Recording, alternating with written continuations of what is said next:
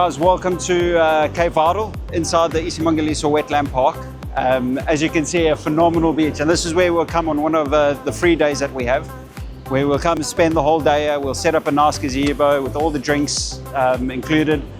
And then back here, especially on the low tide, we have a nice formation of rocks running out onto the pinnacle. And it gets really nice and calm, and there's a load of marine species that you can find here. Turtle, rays, and all other types of fish. So yeah, it's a really great place. Visibility is amazing. Yeah, and you can come spend the day and as you can see, it is supreme. If we look down here on the coast, it is endless, and it's all game reserve on that right hand side. Yeah, it's truly remarkable. Very, very unique beach, even in South Africa itself.